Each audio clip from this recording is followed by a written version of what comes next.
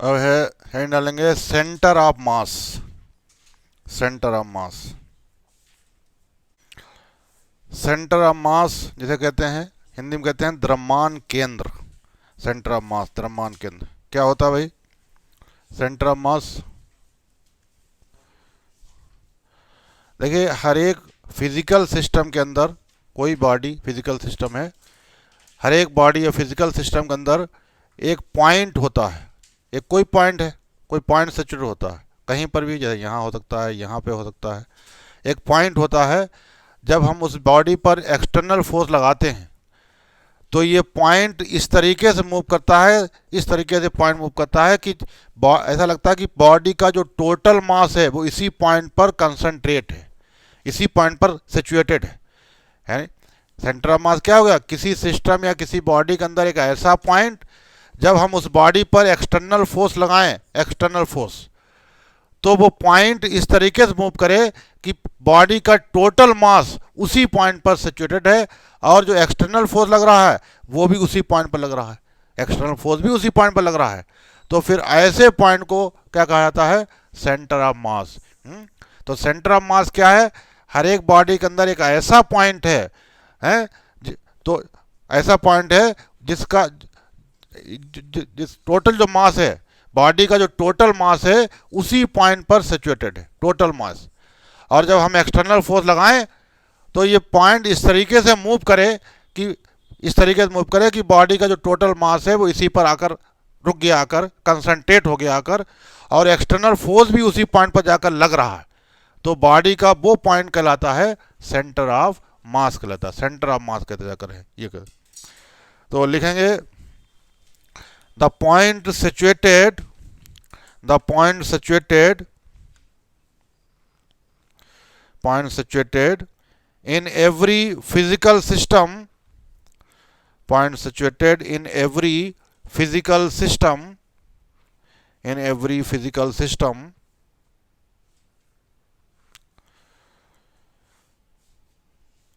कहाँ लाएंगे? when the system moves under some external force, when the system moves under some external force, system moves under some external force,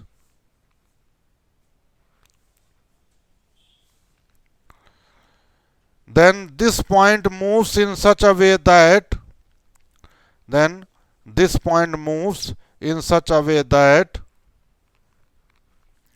this point moves in such a way that,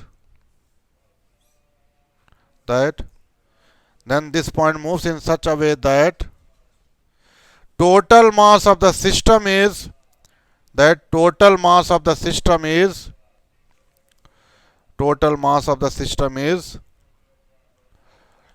concentrated at this point. Total mass of system is concentrated at this point. Concentrated at this point. Concentrated at this point. And external force is also applied. And external force is also applied. External force is also applied at this point. External force is also applied at this point. Such point is known as, such point is known as, such point is known as center of mass. Such point is known as center of mass. Known as center of mass. तो यहां पर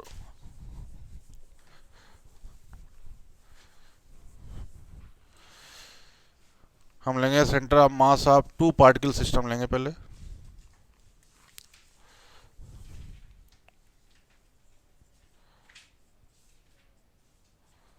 centre of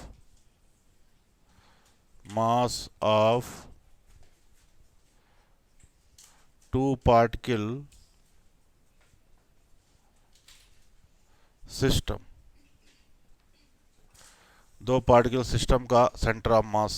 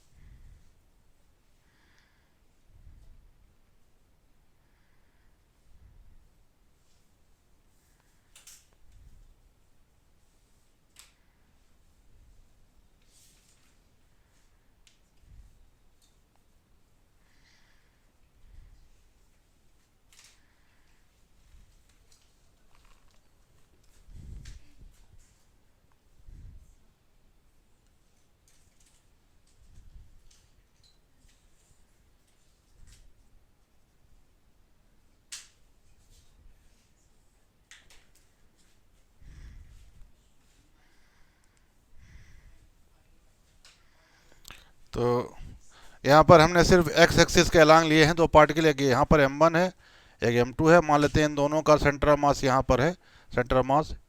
तो इन along x axis क्या हो जाएगा, तो centre of mass of two particle along x axis, तो x C M equal to क्या हो जाएगा formula, m1 x1 plus n2 x2 अपान m1 प्लस m2, ये आ जाएगा फार्मूला होता है।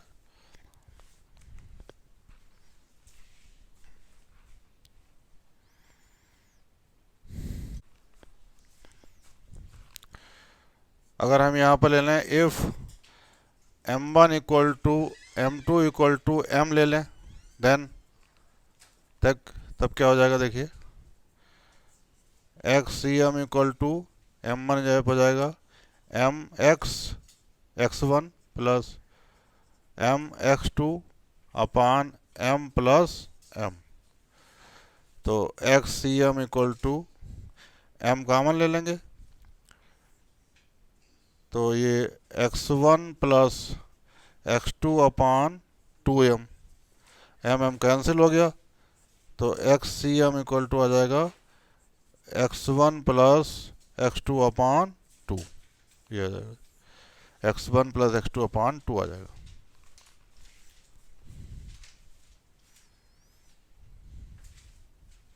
तो अगर दो पार्टिकल हैं इक्वल मास के हैं, एक ही डायरेक्शन में है x, तो उनका जो सेंटर मास क्या होगा, ठीक बीचों बीच में होगा जाकर। इनका मीन आ गया ना बीच दोनों का, ये x1 है x2, इनका दोनों का मीन आ गया, मीन मतलब बीचों बीच में, मिड वे बीचों बीच में होगा जाकर। तो लिख लेंगे इसमें 10 for two particles of equal mass, for two particles of equal mass, for two particles of equal mass, two particles of equal mass,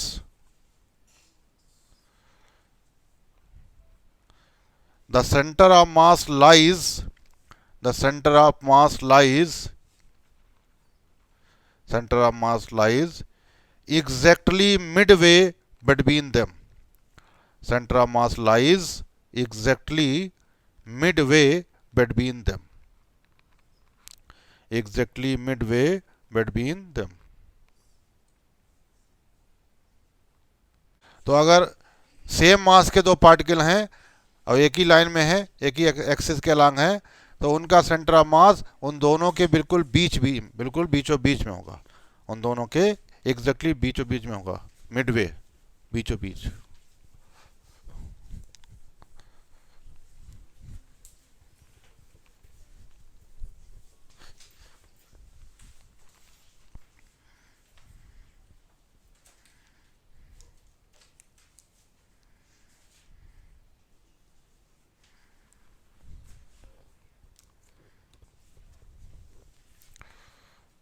इसके बाद है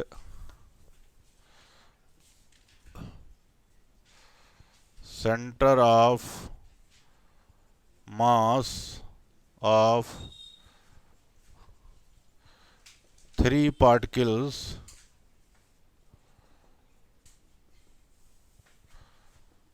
located by three particles located by coordinates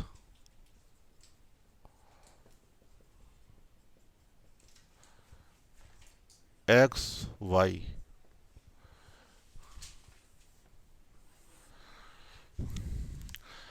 तीन पार्टिकल का centre of mass लें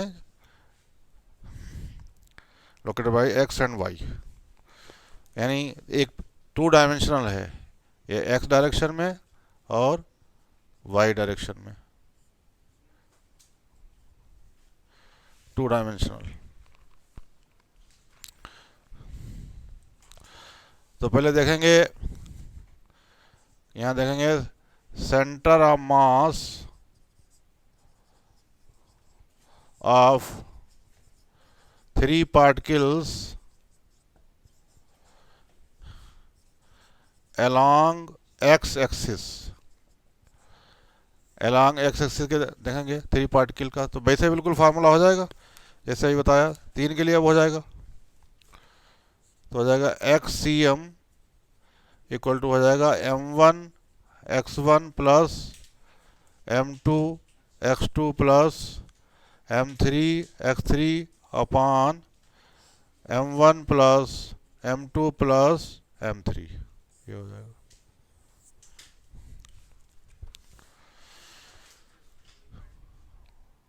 कहाँ 2 particle, x Y दिखा दिया, 3 particle इधर ले लो 3 उधर ले लो, ऐसे 3 यहाँ मान लीजिए m1 है, ये m2 है, ये m3 है, ऐसे इधर ले लो 3 m1 m2 m3। अब x1 ही हो जाएगा, x2 हो जाएगा, x3 हो जाएगी डिस्टेंस 3 पार्टिकल। अब अगर यहाँ देखें, अगर मान लीजिए इन तीनों के मासेस सेम है, if all 3 particles have same mass,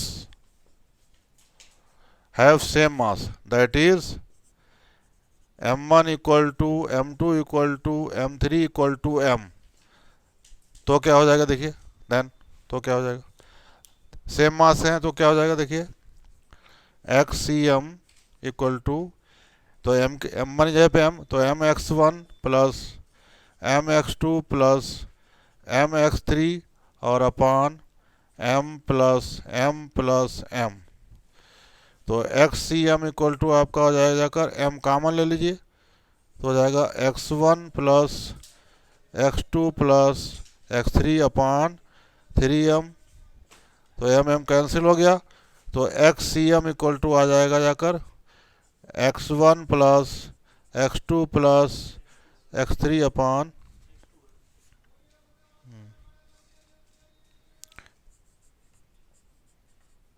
upon 3, ये आ जाएगा।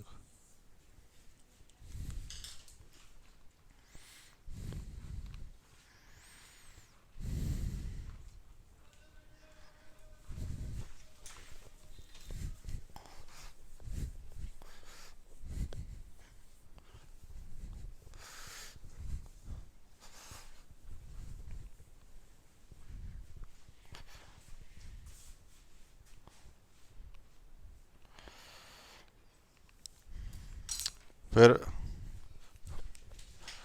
ऐसे बी ले लेंगे, centre of mass of 3 particles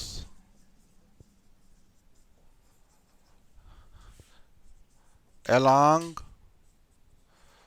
y axis, y axis के अलॉन्ग तीनों पार्टिकल का सेंटर ऑफ मास ले लेंगे अलॉन्ग y एक्सिस। तो बिल्कुल वैसे फार्मूला हो जाएगा यहाँ भी।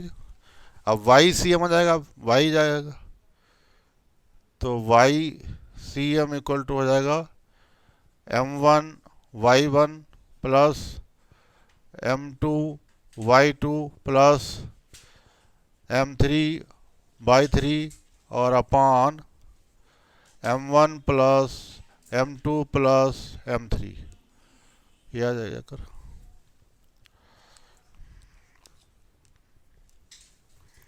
तो यहाँ पर वही चीज, if all 3 particles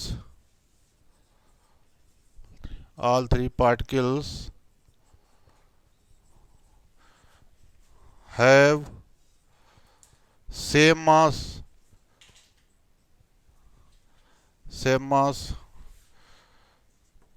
that is m1 equal to m2 equal to m3 equal to m मान लेते हैं। तो यहाँ पर क्या वाई सी एम क्या हो जाएगा कर,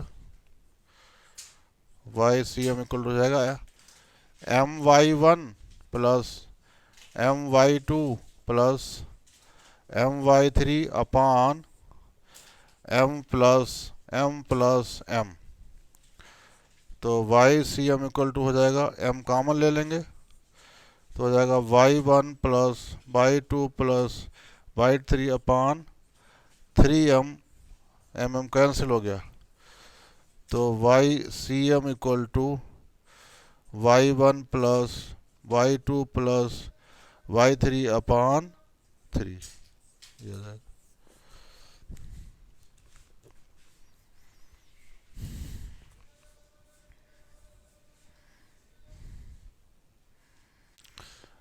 तो तीन पार्टिकल अगर हैं इक्वल मास के हैं तो उनका जो सेंटर ऑफ मास है वो कहाँ कहाँ पर होगा जाकर, जैसे अगर तीनों का अगर हम बोलें ऐसे ट्रायंगल है, ये x1, ये x2, ये x3, तो इनका सेंटर ऑफ मास जो है वो तीनों के सेंट्रॉइड, ये जो सेंट्रॉइड आएगा जाकर इसे सेंट्रॉइड कहते हैं, ये सेंटर ऑफ मास होगा अपान 3 हो गया तीनों का सेंट्रॉइड, उनके सेंट्रॉइड पर होगा जाकर, अगर तीन पार्टिकल अगर हम लें सेंट्रॉइड पर आया जाकर, तो ये लिख लेंगे पॉइंट, कहेंगे 10 for 3 particles of equal mass, 10 for 3 particles of equal mass,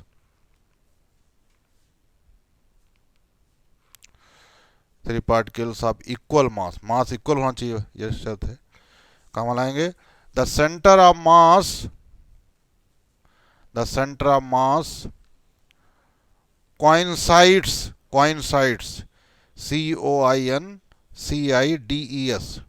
COINCIDES, coincides with the centroid of the triangle, with the centroid of the triangle, centroid, CENTROID, CENTROID, centroid of the triangle formed by the particle, centroid of the triangle formed by the particle, formed by the particle.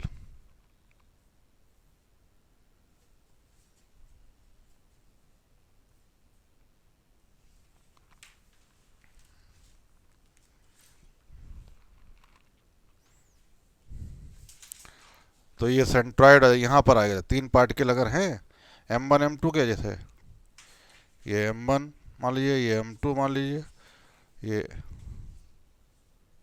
यहाँ से m1, ये m2, ये m3 मान लीजिए, तो इनका जो centre अगर इक्वल मास के हैं, मास तीनों इक्वल हैं, तो इनका जो ट्रायंगल बने जाएगा तीनों से, तो उनके जो तीनों का जो सेंट्रॉइड ये बीच में आता है, ये ऐसे कहते हैं सेंट्रॉइड, तो इनका सेंटर ऑफ मास इस सेंट्रॉइड पर होगा जाकर, इस सेंट्रॉइड पर होगा जाकर, ये हो जाकर, इसको बना लीजिएगा।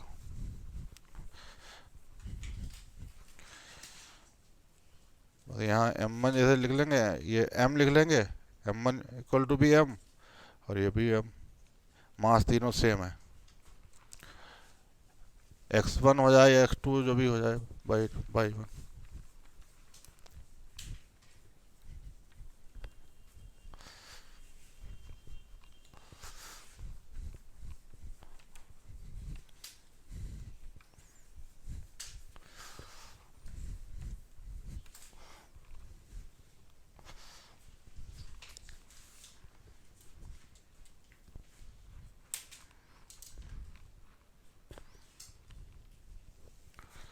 इसके बाद है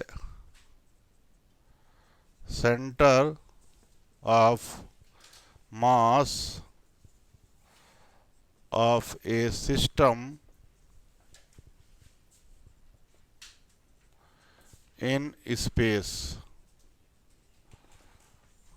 स्पेस मतलब 3 डायमेंशन x y z, तीनों डायमेंशन में।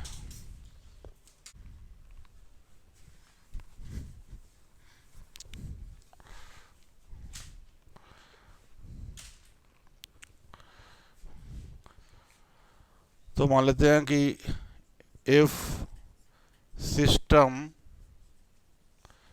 हैज n पार्टिकल्स, मान लीजिए सिस्टम के अंदर n पार्टिकल मौजूद हैं, सिस्टम हैज n पार्टिकल्स, तो वैसे ही हो जाएगा जैसे पीछे अभी बताया आपको तो पहला यहाँ हो जाएगा centre of mass along x axis, x axis के अलॉन्ग देखें centre of mass along x axis.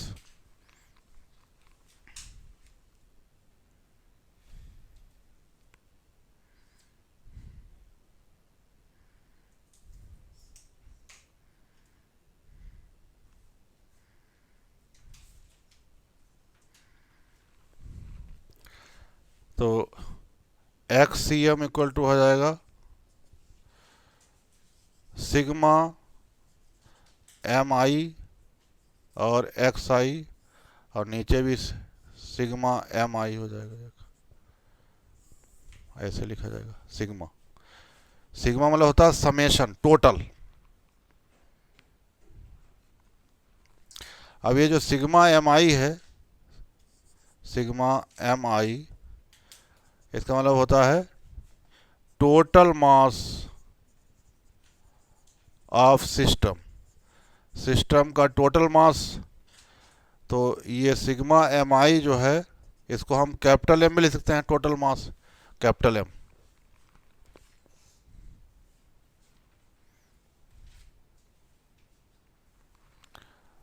अब यहाँ पे जो इंडेक्स आई है, ये क्या है, इसका मतलब है 1 to n, एक से लेकर n पार्टिकल्स। आई मतलब होता है, इंडेक्स आई मतलब होता है एक से लेकर n पार्टिकल तक, n पार्टिकल, n जितने भी हो जाए, n सबका सबका मिलाकर है टोटल। आई मतलब ये हुआ।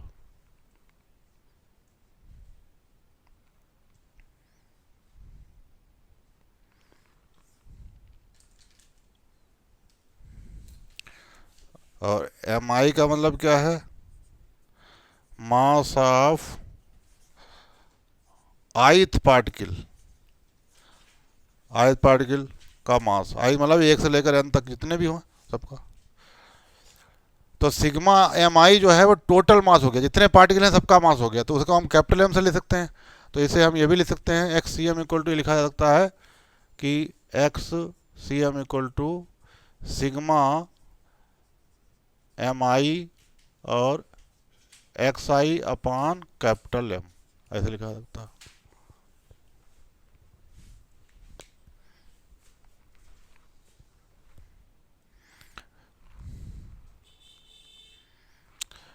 बिल्कुल ऐसे ही centre mass along y axis ले लेंगे।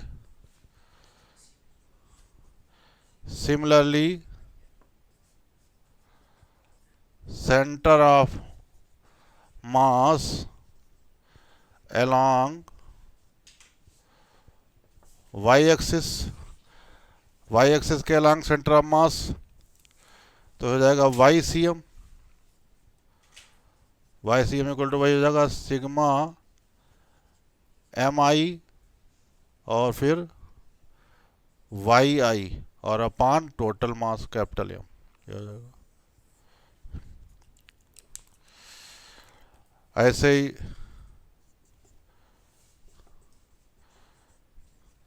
Similarly centre of mass along z axis, z axis के अलॉन्ग ले लें अगर,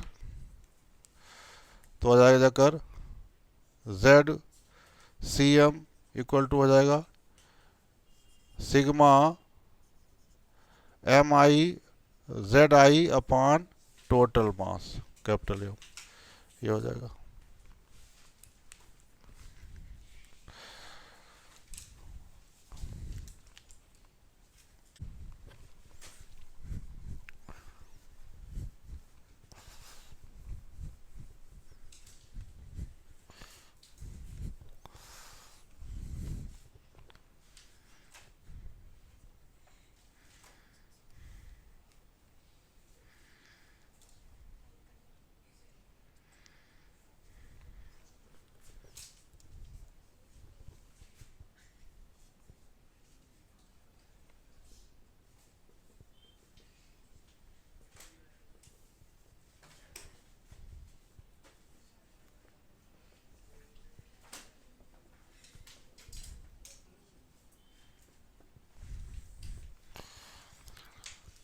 position vector of centre of mass. तो यहां पर अगर हम लें पोजीशन वेक्टर ऑफ, इन तीनों इक्वेशन को हम एक इक्वेशन में जैसे ला सकते हैं, position vector of ith particle, तो आर आई इक्वल टू हो जाएगा, ये पोजीशन वेक्टर है, तो हो जाएगा एक्स आई और फिर आई कैप, ऐसे वाई आई जे कैप, फिर जेड आई के कैप, पोजीशन वेक्टर में आ जाएगा, ये लिखा जाएगा।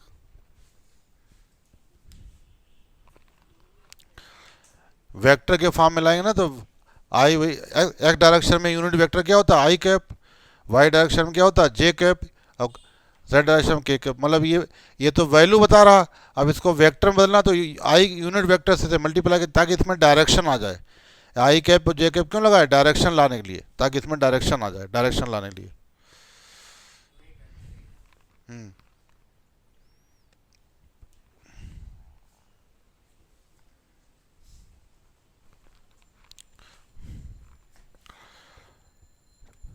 इसके बाद पोजीशन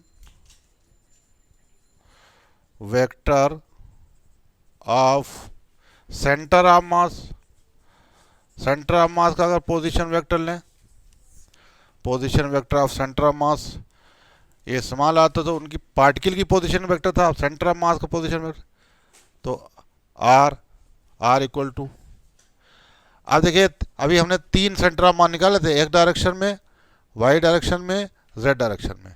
अब इन तीनों का सम कर देंगे, देखिए तीनों की पोजीशन जैसे पार्टिकल की पोजीशन के लिए लाए थे ऐसे ही हो जाएगा, तो x C m i cap plus y C m j cap plus z C m k cap, यह आ जाएगा जाकर।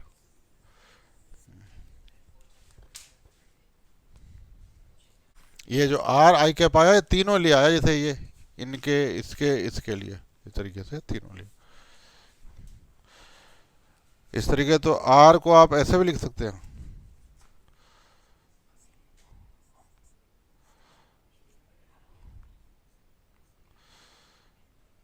सिग्मा एम आई और R I upon capital M, ऐसे भी लिखा सकता है, sigma M I R I capital M.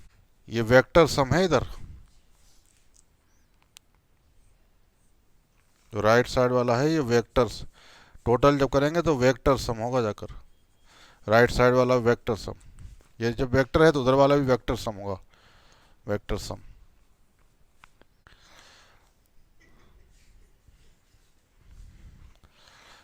तो देखिए खैर यहाँ पर देखिए, ये अभी हमने आपको लिखा है कि centre of mass n particle है, मान लीजिए एन पार्टिकल हैं, सबका टोटल मिलाकर एक्स डायरेक्शन में ये हो गया, वाई डायरेक्शन में ये आ गया और जेड डायरेक्शन में आ गया। अब इनकी जो पोजीशन है, जैसे अब तीनों का जो है ये है एक्स वाई, ये एक्स है, ये वाई है और ये जेड है। अब इन तीनों की जो पोजीशन है, जैसे ये हम ले रहे हैं, ये तीनों के लिए हम एक वेक्टर ले रहे हैं आर आई, ये वेक्टर आर है, ये तीनों की पोजीशन को अगर रिप्रेजेंट करना है एक साथ तीनों को हम, ये तो अलग अलग एक साथ रिप्रेजेंट करना है, तो ये आ गया है तीनों के लिए एक साथ आ गया। तीनों डायरेक्शन में जो पार्टिकल मौजूद हैं उन तीनों की पोजीशन वेक्टर, उन तीनों का पोजीशन वेक्टर एक साथ रिप्रेजेंट करना है, तो ये आगे जाकर है। अब अगर तीनों का सेंटर ऑफ मास रिप्रेजेंट करना है, ये तो पोजीशन हो गए, तीनों डायरेक्शन में जितने पार्टिकल मौजूद हैं उन तीनों डायरेक्शन में पार्टिकल की आई मतलब है भाई एक से लेकर एन पार्टिकल है, जितने पार्टिकल मौजूद हैं उन सबकी पोजीशन एक साथ रिप्रेजेंट कर दी है, इसको सबको एक साथ हमने रिप्रेजेंट किया, ये एक साथ है रिप्रेजेंट किया जाकर। अब अगर तीनों का सेंटर ऑफ मास, तीनों डायरेक्शन में सेंटर ऑफ मास को एक साथ रिप्रेजेंट करना है, तीनों डायरेक्शन में ये और ये इन तीनों को एक साथ मान लीजिए, ये तो पोजीशन हो गई, मान लीजिए यहाँ सेंटर ऑफ मास यहाँ पर आ रहा है या यहाँ कहीं पर आ रहा है, ये तीनों का तीनों डायरेक्शन में जो सेंटर ऑफ मास, ये वाला, ये वाला, ये वाला, तीनों को एक साथ रिप्रेजेंट करना है तो ये आ जाएगा है एक्सियम। एक डायरेक्शन में था, एक डायरेक्शन में, अब चूंकि वेक्टर फॉर्म में लाना है तो वेक्टर में लाने लगेगा यूनिट वेक्टर से मल्टीप्लाई करना ताकि डायरेक्शन आ जाए। यूनिट वेक्टर का इस्तेमाल काहे लिए किया था? डायरेक्शन लिए। तो एक डायरेक्शन में कौन वेक्टर होता है? यूनिट वेक्टर आई कैप, तो ये आई गया। वाई, अब वाई वाला देखिए गया तो वाई डायरेक्शन में यूनिट वेक्टर क्या होता है? जे कैप। अब फिर जेड वाला आ गया और जेड डायरेक्शन में यूनिट वेक्टर क्या होता है? के कैप, ताकि डायरेक्शन आ जाए। ये हमने इनसे क्यों मल्टीप्लाई करा? ताकि, क्योंकि इधर भी डायरेक्शन है तो इधर भी डायरेक्शन आना चाहिए, तो डायरेक्शन लाने के लिए यूनिट वेक्टर से मल्टीप्लाई किया हमने। अब अगर इनको एक साथ में रिप्रेजेंट करना, जैसे आर इक्वल टू एक साथ, एक फॉर्म में हमने सिग्मा, जैसे आया था सिग्मा एम आई, मतलब सबका मिलाकर सिग्मा, सिग्मा इनका सबका लेके ये सब आ गया है, ये हमने ले लिया थी मत, तीनों का एक साथ ले लिया देखिए है। अब आर तीनों की पोजीशन, तीनों पोजीशन क्या ले ली? ये वही यहाँ रख दी, तीनों पोजीशन एक साथ ली ये जी। तो इसको आर को जो एक साथ अगर रिप्रेजेंट करना तो ऐसे भी रिप्रेजेंट किया सकता है, तीनों के एक साथ, तीनों मतलब जितने पार्टिकल हैं सबका मास टोटल और सभी पार्टिकल की जो पोजीशन है, पोजीशन तीनों डायरेक्शन में, उनको एक साथ रिप्रेजेंट करना तो इसको आर को ऐसे लिखा जाएगा। आर को लिखने का तरीका ये हो जाएगा, ये हो जाएगा। तो ये फार्मूले भी इस तरीके से पूछे जा सकते हैं, सिंपल फार्मूले मतलब है, फार्मूले के फॉर्म में ये पूछा सकता है। तो ये दोनों चीज़ें आपको समझ में आ गई। हाँ, ये पार्टिकल, जितने पार्टिकल हैं तीनों डायमेंशन में मौजूद, उनका पोजीशन वेक्टर है। और कैपिटल आर जो है वो तीनों डायरेक्शन में जो सेंटर ऑफ मास हैं, एक डायरेक्शन में अलग है एक्सीएम, वाई डायरेक्शन में वाई सी एम, जेड डायरेक्शन में, तीनों डायरेक्शन में जो सेंटर ऑफ मास है उनको एक साथ रिप्रेजेंट करने का, उनको तीनों को एक साथ रिप्रेजेंट करना है कैपिटल आर, सेंटर ऑफ मास। ये पोजीशन वेक्टर है और ये सेंटर ऑफ मास का पोजीशन वेक्टर है। ये पार्टिकल की पोजीशन, पार्टिकल का पोजीशन वेक्टर है और ये सेंटर ऑफ मास का पोजीशन वेक्टर है, सेंटर ऑफ मास का पोजीशन वेक्टर है जाकर। तो यहाँ पर एक नोट लिख लेंगे if the origin of the, note लिखेंगे if the origin of the, if the origin of the frame of reference, origin of the frame of reference, frame of reference, अब ब्रैकेट में लेंगे the coordinate system, frame of reference bracket में the coordinate system, frame of reference bracket में coordinate system, bracket बंद करते हैं, is chosen CHOSEN chosen to be the entire, to be the center of mass, is chosen to be the center of mass,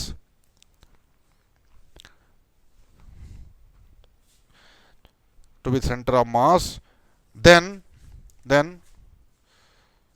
sigma mi ri equal to 0, then sigma mi ri equal to 0 for the given system of particles, is 0 for the given system of particles, 0 for the given system of particles। एक और लिखेंगे note लिखेंगे, एक और लिखेंगे note, the above equations, जो अभी equation आपको सब लिखाएंगे, the above equations are applicable to A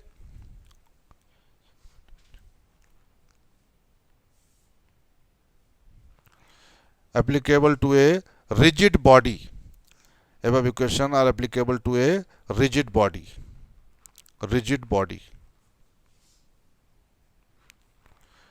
the number of particles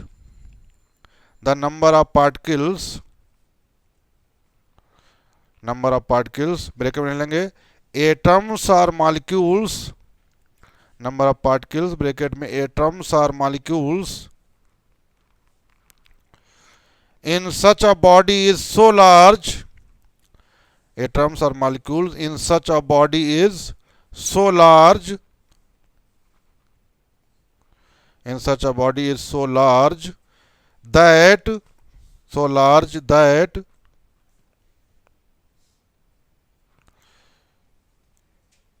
it is impossible to carry out the it is impossible to carry out the summations, summations over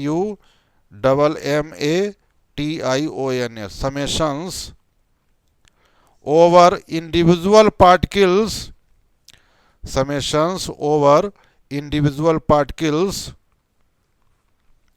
in these equations,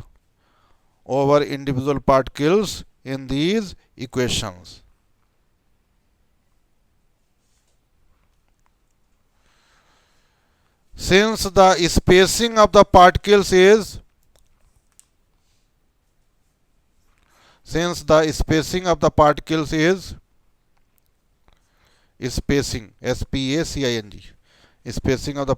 is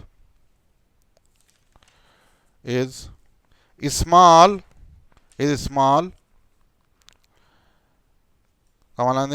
we can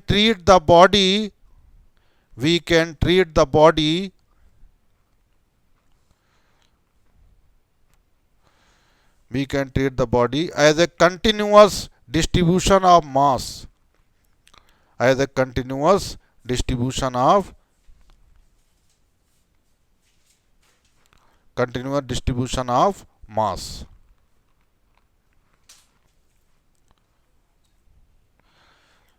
we subdivide the body, उसी में लिखेंगे we subdivide the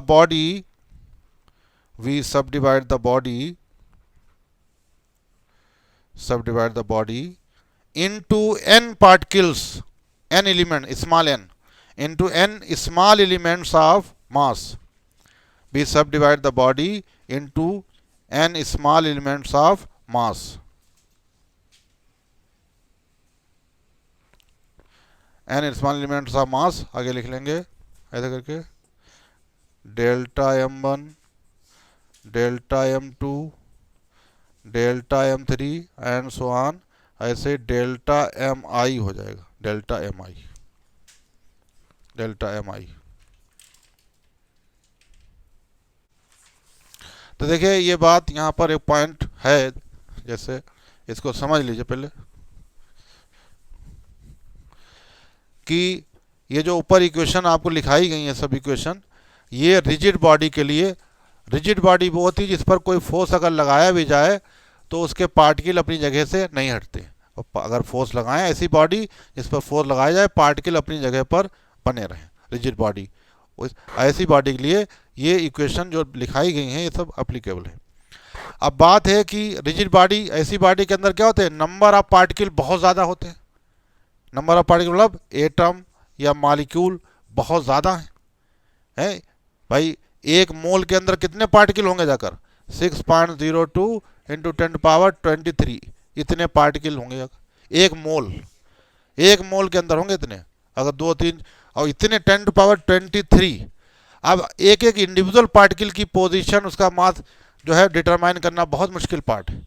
एक particle को, इतने particle हैं, आप लगाइए, अंदाज़ा लगाइए, 10⁻23 हैं, अरबों खरबों हो गए हैं पार्टिकल हैं। तो बॉडी के अंदर एक पार्टिकल की, इंडिविजुअल पार्टिकल को क्या करना है, उसको पोजीशन, उसकी सेंटर ऑफ मास को लोकेट करना बहुत, एक पार्टिकल लिए बहुत मुश्किल काम है। तो क्या करते हैं, बॉडी को छोटे छोटे एलिमेंट में बांट लेते हैं, मास। ये मान के चलते हैं कि बॉडी के अंदर मास जो है वो यूनिफॉर्मली डिस्ट्रीब्यूट है, कंटिन्यूस डिस्ट्रीब्यूशन ऑफ मास है। अब बॉडी के छोटे छोटे एलिमेंट बना लेते हैं कि एक एलिमेंट यहाँ हो गया तो इसका हो गया डेल्टा m1, एक इधर हो गया तो डेल्टा m2 है, इधर हो गया डेल्टा m3 है। तो बॉडी के छोटे छोटे एलिमेंट मतलब भागों में, बॉडी के मास के छोटे छोटे एलिमेंट मतलब मास के छोटे छोटे भागों में बांट लिया। ऐसे मान लेते हैं बहुत से हो गए, n हो गए मास। तो अब इस कंडीशन में देखिए सेंटर ऑफ मास हम क्या लेंगे जाकर, अब क्या होगा, इनके कोऑर्डिनेट क्या हो जाएंगे जाकर, ऐसे मान लें अगर,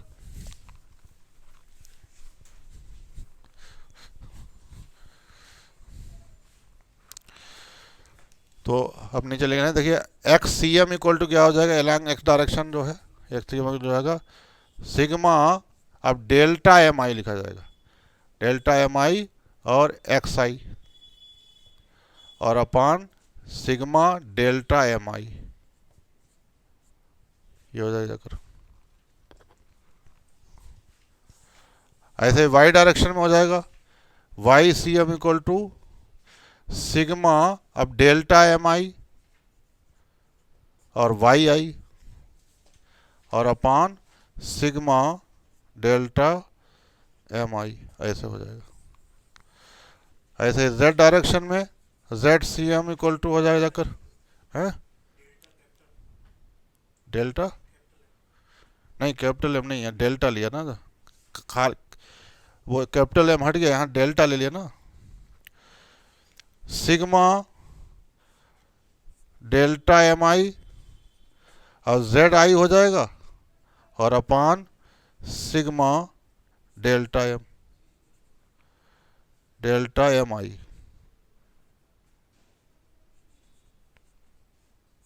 आई हो जाएगा, ये हो जाएगा।